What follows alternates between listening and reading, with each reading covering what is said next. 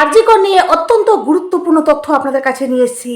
এবার আরজি করে মানে তিলোত্তমার খুনিদের ব্যাপারে মারাত্মক তথ্য আপনাদেরকে দেব যে আসল খুনি কে, কি হলো কোর্টে। চলুন আপনাদেরকে ডিটেলসে সবটা বলবো, যেখানে তিলোত্তমার মা বাবাকে এবার হাইকোর্ট থেকে মারাত্মক কিছু প্রশ্ন করা হয়েছে। চলুন প্রথমত আপনাদেরকে বলি যে আরজি কর ম্যাটার আশা করি হয়তো অনেকে ভুলে গেছেন, আবার হয়তো অনেকে মনে রেখেছেন, কারণ ব্যাপারটা অনেক দিন ধরে চলছে। যেহেতু 2024 আগস্ট মাসে এই ঘটনাটি ঘটেছিল, তো এখন 2025 শেষের দিকে, তাই না?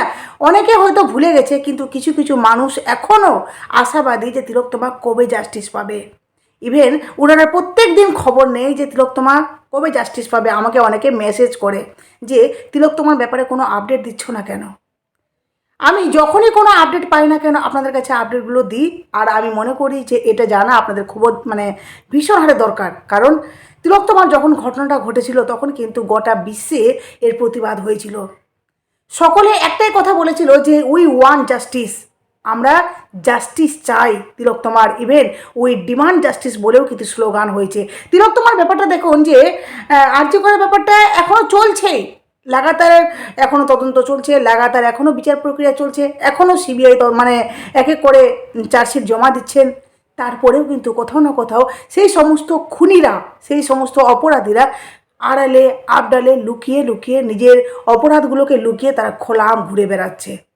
কি হলো আজকে আপনাদেরকে ডিটেলসে বলছি, একটু মনোযোগ দিয়ে শুনুন, অনেক কিছু আপনারা জানতে পারবেন। তিলোত্তমার মা বাবা সত্যি ওনাদের ভগবান যেন আরও বেশি করে ধৈর্য দিক, কারণ ওনারা যেভাবে লড়াই করে যাচ্ছেন, যেভাবে প্রতিটা মুহূর্তে, ইভেন আপনাদেরকে বলেছিলাম না যে ওনারা এবার কিন্তু আইনও অবধি হাতে নিতে রাজি হয়ে গেছেন। আপনাদেরকে বলি যে আরজি কর মামলার আইনি লড়াইয়ে এবার দিল্লি থেকে ফিরল কলকাতায়। বুঝতে পারছেন ব্যাপারটা, যেহেতু মামলা বিচার প্রক্রিয়া দিল্লিতে হচ্ছিল, এবার কিন্তু কলকাতায় ফিরল। দীর্ঘ শুনানির পর বুধবার সুপ্রিম কোর্ট জানিয়ে দিল আরজি করের চিকিৎসক ছাত্রীর ধর্ষণ ও খুনের ঘটনায় স্বতঃপ্রণোদিতভাবে দায়ের করা মামলাটির শুনানি এবার থেকে কলকাতা হাইকোর্টেই হবে। এতে কিন্তু তিলোত্তমা মা বাবার অনেকটা সুবিধা হলো, কারণ ওনারা কিন্তু টাকা পয়সা খরচ করে তারপরে একটা যাওয়ার ব্যাপার থাকে, দিল্লি যাওয়া চারটেখানি কথা নয়, যার জন্য যেহেতু কলকাতায় চলে এসছে ওনাদের কিন্তু অনেকটা সুবিধে হয়েছে। বিচারপতি MM সুন্দরেশ এবং বিচারপতি সতীশ চন্দ্র শর্মার ডিভিশন বেঞ্চ মামলার সমস্ত নথিপত্র হাইকোর্টে পাঠানোর নির্দেশ দিয়েছে। বুঝতে পারছেন আদালতের গুরুত্বপূর্ণ নির্দেশ ও পর্যবেক্ষণ কি হলো সেটা আপনাদেরকে বলি যে শীর্ষ আদালতে দিনের শুনানিতে একটি অত্যন্ত গুরুত্বপূর্ণ নির্দেশ দিয়েছে নির্যাতিতার বাবা মাকে, কোর্ট থেকে তদন্তের স্ট্যাটাস রিপোর্টের একটি প্রতিলিপি দেওয়ার নির্দেশ দেওয়া হয়েছে।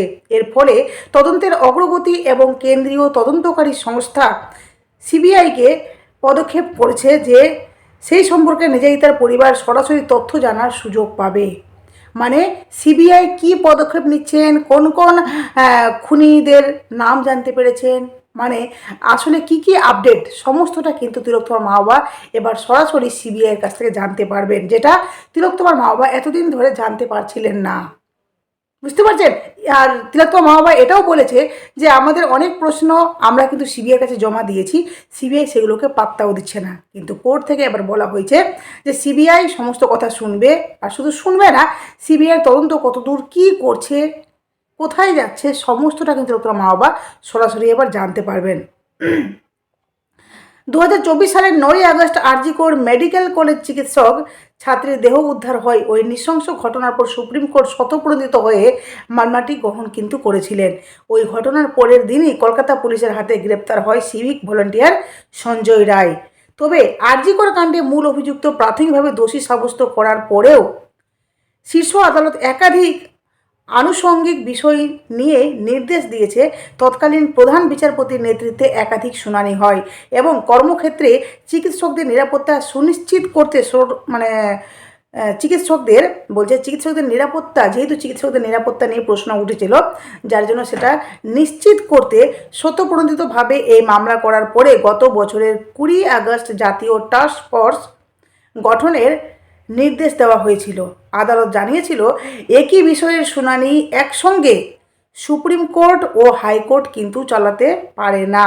এখন মামলাটি হাইকোর্টে স্থানান্তরিত হওয়ায় হাইকোর্টে যেহেতু ব্যাপারটি গেছে হওয়ায় আইনি প্রক্রিয়ায় নতুন গতি আসার সম্ভাবনা তৈরি হয়েছে। নিজের তার পরিবারের লড়াই ও অসন্তোষ বলছেন, মামলাটি যখন হাইকোর্টে ফিরছে তখন নিজেরই তার বাবা ও মায়ের কণ্ঠে শোনা যাচ্ছে তীব্র ক্ষোভ ও বিচার পাওয়ার আকুতি। তিলোত্তমার মা বাবা যেখানে যে কোনো মিডিয়ার সামনে যখনই ওনাদেরকে জিজ্ঞেস করা হয় তার মেয়ের ব্যাপারে, ওনারা একটা কথাই বলেন যে আমরা বিচার পাচ্ছি না, সিবিআই ঠিকঠাক মতো তদন্ত করছেন না। মানে ওনারা অসন্তোষ প্রকাশ করছেন এবং তার সাথে ওনারা আকুতি মিনতি করছেন যে আমার মেয়ের বিচার চাই। গত সোমবার তারা সিবিআই তদন্তের গতি প্রকৃতি নিয়ে গভীর অসন্তোষ প্রকাশ করেন। তাদের স্পষ্ট দাবি, এই অপরাধে কেবল ধৃত সঞ্জয় রায় নয়, বরং একাধিক ব্যক্তি জড়িত। নিজেই তার মা অত্যন্ত আবেগপ্রবণ হয়ে বলেন, মেয়ের মৃত্যুর বিচার কিন্তু ছিনিয়ে আনবই, প্রয়োজনে আইন নিজের হাতে আমি তুলে নেব। তার বাবাও একই সুরে সিবিআইয়ের ভূমিকায় প্রশ্ন তোলেন। এই প্রেক্ষাপটে স্ট্যাটাস রিপোর্ট পাওয়ার নির্দেশ তাদের লড়াইয়ে আইনি হাতিয়ার হয়ে উঠতে পারে। বিচারপতি MM সুন্দরেশ এবং বিচারপতি সতীশ চন্দ্র শর্মার ডিভিশন বেঞ্চে এদিন নির্দেশ দেয়, নিজেই তার বাবা মাকে মামলার স্ট্যাটাস রিপোর্টের একটি প্রতিলিপিও দিতে হবে। ফলে তদন্তের অগ্রগতি সম্পর্কে নিজেই তার পরিবার সরাসরি তথ্য জানার সুযোগ পাবে। চলতি বছরের 18 জানুয়ারি শিয়ালদহ আদালত মূল অভিযুক্ত সঞ্জয় রায়কে দোষী সাব্যস্ত করেছিল এবং 20 জানুয়ারি বিচারক অনির্বাণ দাস তাকে আজীবন কারাবাসের কিন্তু উনি সাজা ঘোষণা করেন। তবে নিজেই তার পরিবার প্রথম থেকে বৃহত্তর ষড়যন্ত্রের অভিযোগ তুলে কলকাতা হাইকোর্টের দ্বারস্থ হয়েছিলেন। বিচারপতি তীর্থঙ্কর ঘোষের বেঞ্চে সেই আবেদন জানানো হলেও সুপ্রিম কোর্টে শুনানি চলায় তখন তা থমকেছিল। এরপরে শীর্ষ আদালতেও একই আবেদন করেন তিলোত্তমার মা বাবা। তা শুনে শুনানি হয়, তা নিয়েও কিন্তু শুনানি হয়েছিল। কিন্তু একই আবেদন নিয়ে কেন সুপ্রিম কোর্টে শুনানি হবে, প্রশ্ন তোলেন শীর্ষ আদালতের তৎকালীন প্রধান বিচারপতি সঞ্জীব খান্না। তার বক্তব্য ছিল, একই আবেদনের প্রেক্ষিতে দুটি আদালতের শুনানি চলতে পারে না, হয় উচ্চ আদালত শুনবে নয় শীর্ষ আদালত। এবার সুপ্রিম কোর্ট মামলাটি ছেড়ে দেওয়ায় হাইকোর্টের সেই শুনানির পথ পরিষ্কার হলো। আরজিকর কাণ্ড কেবল একটি আইনি লড়াই নয়, এটি হয়ে উঠেছিল সাধারণ মানুষের বিচার চাওয়া আন্দোলনের কিন্তু প্রতীক। সুপ্রিম কোর্টের এই সিদ্ধান্তের ফলে মামলার আইনি লড়াইয়ের ভর কেন্দ্র এখন পুরোপুরি কলকাতা। নিজেই তার পরিবার এবং আন্দোলনকারী চিকিৎসকদের নজর এখন হাইকোর্টের পরবর্তী পদক্ষেপের উপর। কারণ কি হচ্ছে এটা আমাদের সকলের এখন নজর থাকবে সেই হাইকোর্টের দিকে, কি হচ্ছে কলকাতাতে। কারণ কলকাতায় এসে সেটা কিন্তু সত্যি খুব ভালো একটা কথা, তবে এর শেষ দেখে ছাড়বেন, খুনিরা কিন্তু সামনে আসবেই। খুনিদের ওপর এবার বলতে পারেন কোথাও না কোথাও একটা বাজ পড়ল। যেহেতু দিল্লিতে ব্যাপারটা ছিল তখন কিন্তু অনেকটা দূর একটা অসুবিধার মধ্যে তিলোত্তমা মা বাবা ছিলেন। যেহেতু কলকাতায় চলে এসেছে, ওনারা কলকাতাতেই থাকেন, তাহলে বুঝতে পারছেন ব্যাপারটা কতটা সুবিধাজনক হলো। তার জন্য বলছি খুনিদের মাথায় কিন্তু বাজ পড়েছে। এবার আপনাদেরকে বলি, যেটা আরজিকর মামলায় অনিকেত মাহাতো নিয়েও কিন্তু একটি মামলা চলছিল, সেই মামলা নিয়ে কি হলো সেটা আপনাদেরকে বলি। যে আরজিকর হাসপাতালে পড়ুয়া চিকিৎসক ছাত্রীকে খুন ও ধর্ষণের বিচার চেয়ে আন্দোলন করা ডাক্তারদের মধ্যে অন্যতম মুখ ছিলেন অনিকেত মাহাতো। অনিকেত মাহাতোদের আন্দোলন রাজ্য সরকারের ভিত প্রায় নাড়িয়ে দিয়েছিল। এই ঘটনায় অনিকেত মাহাতো সহ আরও ডাক্তারদের রাজ্যে বিভিন্ন জায়গায় বদলি করার কথা কিন্তু চিন্তা করে রাজ্য সরকার। এই নিয়ে অনিকেত মাহাতো হাইকোর্টে একটি মামলা করেছিলেন। হাইকোর্ট রাজ্যের সেই সিদ্ধান্তকে খারিজ করে অনিকেত মাহাতোকে আরজি করে পোস্টিং দেওয়ার কথা বলা হয়েছিল। যেখানে আপনাদেরকে আমি বলেছিলাম, এই বিষয়ে আপডেট দিয়েছিলাম যে হঠাৎ করে তাদের কিন্তু পোস্টিং চেঞ্জ করে দেওয়া হয় অনিকেত মাহাতোকে। কিন্তু তারা এই পোস্টিং নিয়ে মামলা করেছিলেন, প্রতিবাদ করেছিলেন। সেই মামলা নিয়ে কিন্তু যেহেতু প্রতিবাদ হয়েছিল সেটা নিয়ে এখনও অবধি বিচার প্রক্রিয়া চলছে। সেটা নিয়েই আপনাদেরকে বলছি যে সম্প্রতি আরজিকর মেডিকেল কলেজ ও হাসপাতালের চিকিৎসক অনিকেত মাহাতোর বদলি সংক্রান্ত রাজ্য সরকারকে আরও 2 সপ্তাহ সময় দিল কলকাতা হাইকোর্ট। আদালত থেকে বলা হয়েছে সুপ্রিম কোর্টের নির্দেশ মেনে রাজ্য কী পদক্ষেপ নিচ্ছে তা জানাতে হবে নির্দিষ্ট সময়ের মধ্যেই। 2 সপ্তাহ সময় দিল হাইকোর্ট। মঙ্গলবার বিচারপতি বিশ্বজিৎ বসুর বেঞ্চ জানিয়েছেন সুপ্রিম কোর্ট রাজ্য সরকারকে 2 সপ্তাহের মধ্যে চিকিৎসক অনিকেত মাহাতোকে আরজিকর হাসপাতালের কাজে যোগদানের নির্দেশ দিয়েছে।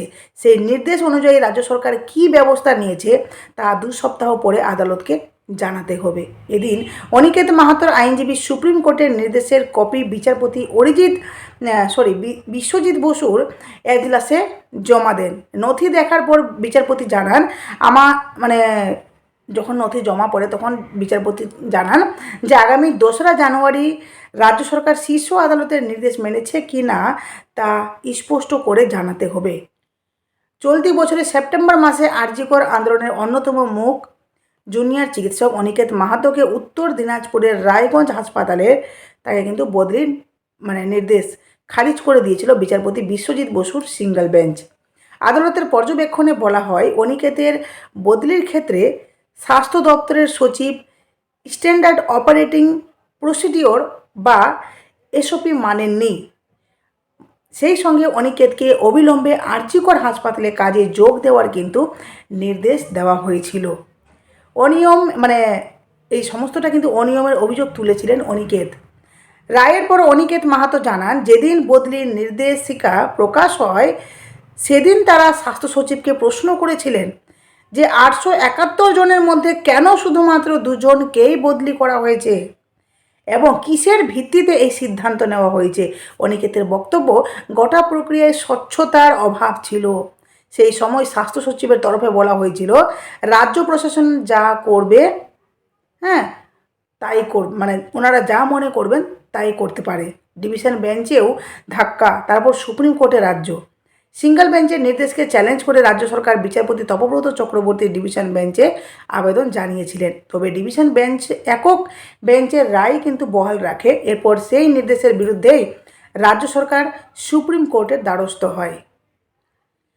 আর যেটা আপনাদেরকে বললাম, উল্লেখ্য অনিকেত মাহাতোর র্যাঙ্ক 24। আরজিকর হাসপাতালে অ্যানেস্থেসিয়া বিভাগে 4টি শূন্যপদ ছিল। একটি শূন্যপদ মেধা তালিকায় অনিকেতের আগে থাকা একজনকে নিয়োগ করা হয়। বাকি 2টি শূন্যপদে 26 ও 34 র্যাঙ্কধারী চিকিৎসক নিযুক্ত হয়। অথচ 24 র্যাঙ্ক থাকা সত্ত্বেও অনিকেত আরজিকর হাসপাতালে নিয়োগ পাননি। আদালত থেকে জানানো হয় 871 জনের মধ্যে 869 জনের পোস্টিং এসওপি মেনেই হয়েছে, কিন্তু অনিকেত মাহাতো সহ 2 জন চিকিৎসকের ক্ষেত্রে সেই নিয়ম মানা হয়নি। এর কোনো যুক্তিসঙ্গত কারণ খুঁজে পাওয়া যায়নি, আদালত কিন্তু খুঁজে পায়নি। এরপর অনিকেতের বদলির সিদ্ধান্ত খারিজ করে দেওয়া হয়। বুঝতে পারছেন, যেখানে অনিকেতের বিরুদ্ধে কিন্তু রাজ্য সরকার একটা ষড়যন্ত্র করেছিলেন, যেটা আপনারা বুঝতে পারছেন, আমিও বুঝতে পারছি। কারণ অনিকেত মাহাতো যেহেতু আন্দোলনের প্রতিবাদের একটা অন্যতম মুখ ছিলেন, আর সেই জন্যই কিন্তু রাজ্য সরকার এই প্রতিবাদী মুখগুলোকে বলে না যে এমন একটা জায়গায় করে দিতে চাইছে যাতে তারা ঝট করে প্রতিবাদ করতে না পারে। যেহেতু রায়গঞ্জে তাকে করে দেওয়া হয়েছিল, তাহলে বুঝতে পারছেন রায়গঞ্জ কলকাতা থেকে কতটা ডিস্টেন্স। তো সেখানে প্রতিবাদ করার, যেহেতু তাকে একা করে দেওয়া হয়েছে, প্রত্যেককে আলাদা আলাদা জায়গায়, তাই না? তো প্রতিবাদী মুখগুলোকে সরাতে চেয়েছিলেন, কিন্তু এরাও তো কম না।